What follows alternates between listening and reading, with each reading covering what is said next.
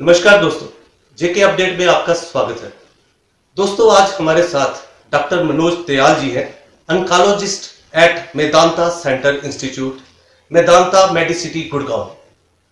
दोस्तों, आज हम इनसे बात करने का हमारा ये कारण है कि ये हर मंथ हमारे जम्मू में आते हैं, मेदांता गांधीनगर में, और अपनी सर्विसेज जो है वो हम जम्मू वालों के लिए प्रदान करते हैं।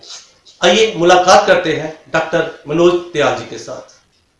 डॉक्टर साहब, आपका स्वागत है जेके अपडेट में। Thank you. डॉक्टर साहब, आप इतनी दूर से आते हैं और हम जम्मू वालों के लिए आप अपनी सर्विसेज देते हैं, उसके लिए आपका बहुत बहुत शुक्रिया। पहले तो थैंक यू। डॉक्टर साहब, कैंसर एक बहुत ही बुरी बीमारी है जिसका इलाज भी मुझे लगता है बहुत ज्यादा मुश्किल रहता है, तो पहले उसके बारे में बताएं। आपने एक तरीके से सही कहा कि कैंसर एक बुरी बीमारी है और आजकल के टाइम में इलाज मुश्किल तो है, लेकिन इलाज पूरा संभव है और इलाज अगर पूरा ले भी लें तो ठीक होने की संभावनाएं भी काफ़ी ज़्यादा हैं। और कैंसर क्योंकि हम इसलिए बुरा कहते हैं कि उससे होने वाली एक तो ट्रीटमेंट भी थोड़ा मुश्किल हो जाता है, तो ट्रीटमेंट की अपनी टॉक्सिसिटीज़ हैं, उनके अपने साइड इफ़ेक्ट्स हैं।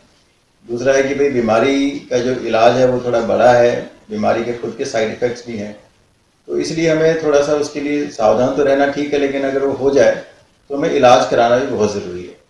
डॉक्टर साहब, आपका कहना है कि थ्रोट ये जो कैंसर है हमारा, जिस तरह से पहले बड़ा घातक माना जाता था, अगर इसका आज के डेट पे प्रॉपर इलाज किया जाए तो ऐसा कुछ है नहीं इसका इलाज ना हो सके।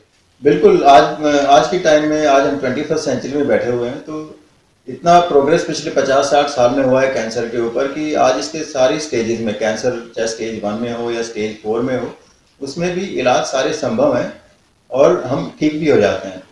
अगर जैसे हम देखें डेवलप्ड कंट्रीज लाइक अमेरिका में, आज वो अपने 60 से 80% पेशेंट्स को वो ठीक कर देते हैं और कैंसर मुक्त होकर अपना पेशेंट नया जीवन जी के अपना नॉर्मल चलते हैं। तो दर्शकों, ये बिल्कुल सही है। अगर आज तक की हमें इस तरह से सपोर्ट मिल जाए और ये इतना कॉन्फिडेंस मिल जाए कि आज इस चीज का इलाज है, तो हम बड़ा टेंशन फ्री हो सकते हैं, क्योंकि बहुत ही घातक बीमारी मानी गई है एक टाइम में। डॉक्टर साहब, मैं ये जानना चाहूंगा, थ्रोट कैंसर, ओरल कैंसर के बारे में अगर हमारे आप दर्शकों को बता सकें तो। हाँ, थ्रोट एंड ओरल कैंसर के बारे में अगर हम बात करें, क्योंकि ये वाले कैंसर जो है हमारे देश में ज़्यादा देखने को मिलते हैं एज़ कम्पेयर टू बाकी के देशों में, वेस्टर्न कंट्रीज़ में। उसका मुख्य कारण तो एक है कि भाई हमारे यहाँ पर बहुत लोग पान और तंबाकू उसका सेवन, जो कि स्मोकिंग के अलावा चबाने में भी यूज़ करते हैं, तो उसकी वजह से जो हमारी पॉपुलेशन में इसके केसेस बहुत ज़्यादा हैं दूसरे देशों के मुकाबले में। और ये एक इस तरीके की बीमारी है कि लिप्स से शुरू होके और जीभ में, अंदर मुंह की झिल्ली में, जिसको हम बक्कल मिकोसा बोलते हैं, जो हमारे जबड़े हैं उसकी जो मिकोसा है उसमें उत्पन्न हो जाते हैं और ये ठीक होने वाली बीमारी है। इनको अगर हम, ये तो सामने में दिखते भी हैं, अगर छोटा सा एक घाव है जो कि 3 हफ्ते 4 हफ्ते में भी नहीं भर रहा है, तो हमें उसके लिए अगर सजग होकर हम इसका इलाज भी करा लें तो हो सकता है हम उसको फर्स्ट स्टेज में, सेकंड स्टेज में पकड़ लें, जिसका कि 90-95% क्योर रेट है। तो ये बीमारी हमारे देश में कॉमन होते हुए भी हमारी पॉपुलेशन में थोड़ी सी इसके लिए सजगता कम है। लोगों के अपने एजुकेशन लेवल, ज़्यादातर ये वाले जो तंबाकू वगैरह लोग सेवन करते हैं, लोअर सोशल इकोनॉमिक स्टेटस से भी होते हैं लोग, तो घबराते भी हैं कि भाई हम इलाज कराने गए, इलाज हमारा लंबा चलेगा और हो सकता है हम ठीक भी ना हो, तो वो घबराते भी इस बात से। लेकिन मेरा कहना यही कि अगर हम ओरल कैंसर और थ्रोट कैंसर के लिए, उनके लिए सजग रह के और उसका पूरा ठीक से इलाज करें तो हमारे ठीक होने की संभावना बहुत अच्छी है। डॉक्टर साहब, मैं एक बात और जानना चाहूंगा आपसे।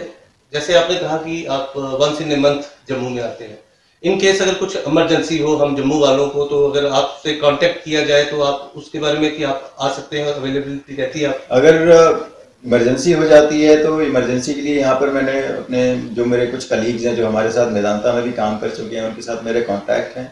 इमरजेंसी होती है तो मैं उन कलीग से बात करके और उनको वहाँ पे उनसे कंसल्टेशन करा के उनको वहाँ पे तुरंत हैंडल करा सकता हूँ जम्मू में, because I can fly here to Jammu, but मेरे लिए ऑन्कोलॉजी केयर प्रदान करना यहाँ पे तुरंत उसी समय, तो मेरे लिए जो मेरे दूसरे कलीग्स हैं यहाँ पर, मेरे दोस्त हैं, उनके थ्रू मैं करा देता हूँ और वो मैनेज हो जाती है सिचुएशन। बल्कि किसी ना किसी तरीके से आप अवेलेबिलिटी अपनी दिखा देते हैं। बिल्कुल, मैं अवेलेबल हूँ यहाँ पर, किसी भी समय मेरे से कॉन्टैक्ट करेंगे तो I will be able to help. Doctor साहब, ये तो होगी थ्रोट कैंसर, ओरल कैंसर के बारे में बात है, तो ये जो ब्रेन कैंसर बहुत ही ऐसे रहता है, उस बारे में कुछ कहें? ब्रेन ट्यूमर एक अपने तरीके से एक अलग ही बीमारी है, क्योंकि अगर हम कहते हैं ब्रेन कैंसर, तो जनरली जो ट्यूमर ब्रेन के होते हैं वो कुछ एक कैंसर हैं जो कुछ एक ट्यूमर्स हैं जो कैंसरस हो सकते हैं, लेकिन नॉर्मली हम जो ब्रेन के ट्यूमर्स हैं वो 4 तरीके के होते हैं, ग्रेड 1, ग्रेड 2, ग्रेड 3, ग्रेड 4। तो जो ग्रेड 3 और ग्रेड 4 के जो ट्यूमर्स हैं, जो हाई ग्रेड ब्रेन ट्यूमर्स हैं, उनको हम ब्रेन कैंसर कह सकते हैं। लेकिन ग्रेड 1 और ग्रेड 2 के ट्यूमर जो हैं वो ब्रेन के अपने खुद के लोकलाइज ट्यूमर है, और उनका अगर सर्जरी करके या रेडिएशन करके इलाज कर दिया जाए तो वो लाइफ लॉन्ग खत्म हो जाते हैं। तो ब्रेन ट्यूमर हमारी लाइफ को अफेक्ट करते हैं, क्योंकि ब्रेन हमारी सारी गतिविधियों को कंट्रोल करते हैं, हमारा सोना, खाना पीना, बोलना चालना, लाइफ में औरों से इंटरेक्ट करना। तो ब्रेन ट्यूमर का अगर हम इलाज करेंगे तो जो क्वालिटी ऑफ लाइफ और क्वांटिटी ऑफ लाइफ है वो दोनों हम अच्छे से मेंटेन कर सकते हैं। तो इट्स वेरी इंपॉर्टेंट कि भाई हम ब्रेन ट्यूमर से घबराएं नहीं, उनका इलाज कराएं और हमेशा ठीक भी हो जाएं। डॉक्टर साहब, ऐसा रहता है जब भी कोई कैंसर जैसी घातक बीमारी इंसान को पता चलता है तो सबसे पहले ये सोचता है कि हमारे जम्मू में ऐसा इलाज नहीं है, और वो मुझे लगता है इंडिया से भी बाहर जाने की सोचता है कि हम अब्रॉड जाएं और इस चीज का इलाज कराएं जिससे हम 100% श्योरिटी में रहें कि हम ठीक हो जाएंगे। तो आपको क्या लगता है कि अब हमारे इंडिया में इस तरह की फैसिलिटीज अवेलेबल है कि हम लोग सुनिश्चित रहें कि हम यहाँ पर ये सब कुछ कर सकते हैं? बिल्कुल। आज हमारे देश में ऐसा नहीं है कि भाई ट्रीटमेंट फैसिलिटीज अवेलेबल नहीं है, मॉडर्न टेक्नोलॉजीज अवेलेबल नहीं है। आज हमारे देश में सब कुछ अवेलेबल है, हमें विदेशों में जाने की आवश्यकता ही नहीं है। हम जाते हैं बाहर से भी ट्रेनिंग लेके आते हैं, हम सजगता से रहते हैं कि भाई जो भी कोई नई चीज़ आई है हम उसको यहाँ पे अपनाएं। अब जैसे मेरे हॉस्पिटल में लगा लीजिए, जो टेक्नोलॉजीज हमारे पास, रोबोटिक सर्जरी हो, चाहे रेडिएशन ट्रीटमेंट के लिए साइबर नाइफ हो, चाहे टोमोथेरेपी हो, IMRT, IGRT, ब्रेकीथेरेपी, एक ही रूफ के अंदर सारी फैसिलिटी हमारे।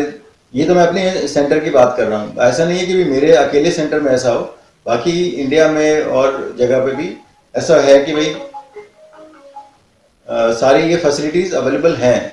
तो हमें बाहर जाने की आवश्यकता ही नहीं है, और बाहर के मुकाबले ये सारी चीज़ें हमारे देश में 1/10 कॉस्ट से लेके 1/20, यानी कि 5% से 10% के अंदर अंदर हम जो खर्चा वो बाहर करने वाले थे, हम आज वही सेम ट्रीटमेंट, वही सारे रिजल्ट सेम और सारे नॉर्मल मॉडर्न टेक्नोलॉजीज के साथ आज हमारे देश में बिल्कुल आराम से दे सकते हैं। डॉक्टर साहब, बड़ा एक जनरल सा क्वेश्चन है कि इनिशियल में कैसे पता चलकर पाते हैं कि ये कुछ ऐसे सिम्टम्स शुरू हो चुके हैं? थोड़ा सा उस बारे में भी बता दें आप।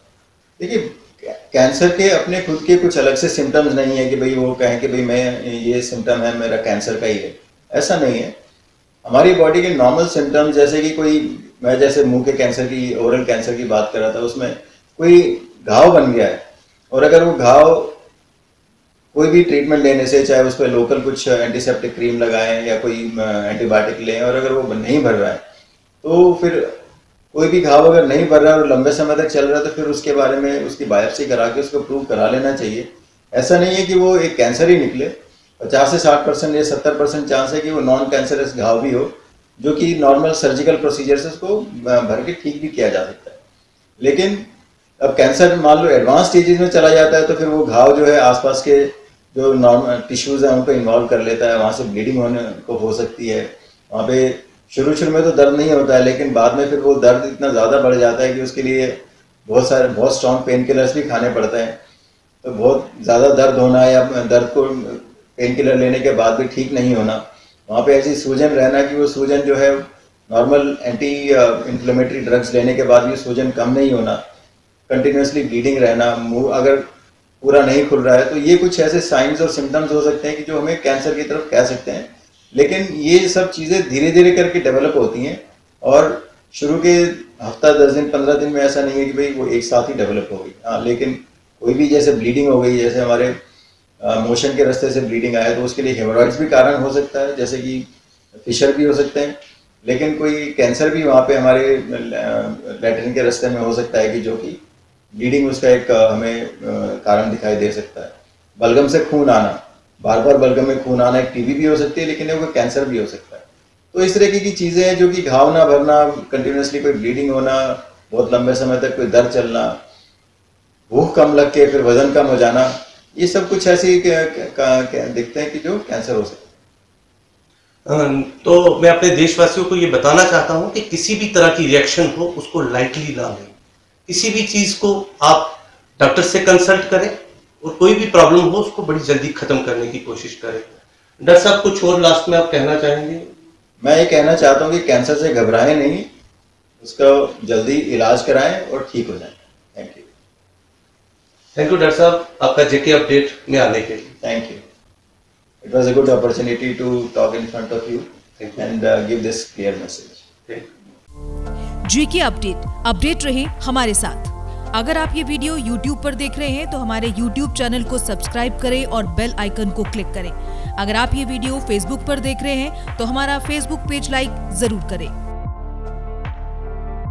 For advertisement please contact 7051091811।